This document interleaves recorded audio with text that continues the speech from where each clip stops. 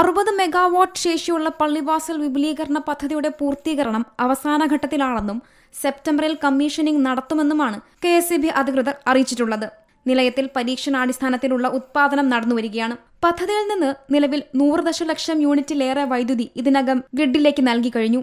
June 17 പദ്ധതി നാടിന് സമർപ്പിക്കാനാണ് ഉദ്ദേശിച്ചിരുന്നത്. എന്നാൽ മൂന്നാറിലും പരിസര പ്രദേശങ്ങളിൽ നിന്നും നദിയിലൂടെ ഒഴുകിയെത്തുന്ന പ്ലാസ്റ്റിക് മാലിന്യം, ഹോട്ടൽ വേസ്റ്റ് മുതലായവ ഈ പദ്ധതിയുടെ ഇൻടേക്ക് ഭാഗത്തുള്ള ട്രാഷ് റാക്ക് ഗേറ്റിന്റെ അഴികളിൽ അടിഞ്ഞുകൂടി വെള്ളത്തിന്റെ ഒഴുക്ക് തടസ്സപ്പെടുന്നത് മൂലം പൂർണ്ണതോതിലുള്ള ഉത്പാദനത്തിന് സാധ്യമായിരുന്നില്ല. പള്ളിവാസൽ ജലവൈദ്യുത പദ്ധതിയുടെ ഇൻടേക്ക് ചാനൽ പള്ളിവാസൽ വിപുലീകരണ പദ്ധതിയുടെ ഇൻടേക്ക് പൂളുമായി കണക്ട് ചെയ്തതുകൊണ്ട് ഈ പ്രശ്നത്തിന് ശാശ്വത പരിഹാരം കണ്ടെത്തും. ഇതിന്റെ പ്രാഥമിക നടപടികൾ തുടങ്ങിക്കഴിഞ്ഞു. പരമാവധി ഉത്പാദനം ലഭിക്കുന്നതിനായി ട്രാഷ് റാക്ക് ഗേറ്റ് അടിഞ്ഞുകൂടുന്ന മാലിന്യം മാനുവലായി മാറ്റിക്കൊണ്ട് നിലവിൽ പ്രവർത്തനം നടത്തിവരികയാണ്.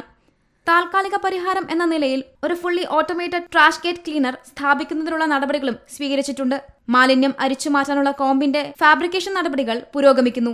പുഴയിൽ നീരൊഴുക്ക് കുറയുന്നതിനനുസരിച്ച് ഉത്പാദനം നിർത്തിവെച്ച് ഈ ജോലികൾ പൂർത്തിയാക്കും. കോമ്പിന്റെ പൂർണ്ണതോതിലുള്ള നിർമ്മാണവും സ്ഥാപനവും കഴിഞ്ഞതിനു ശേഷം പ്രവർത്തനം പരിശോധിച്ച് നിലയത്തിൽ നിന്ന് പൂർണ്ണതോതിലുള്ള ഉത്പാദനം ഉറപ്പുവരുത്തി സെപ്റ്റംബർ മാസത്തോടുകൂടി പദ്ധതിയുടെ ഔദ്യോഗിക കമ്മീഷൻ നടത്താനാണ് ഇപ്പോൾ ഉദ്ദേശിക്കുന്നത്.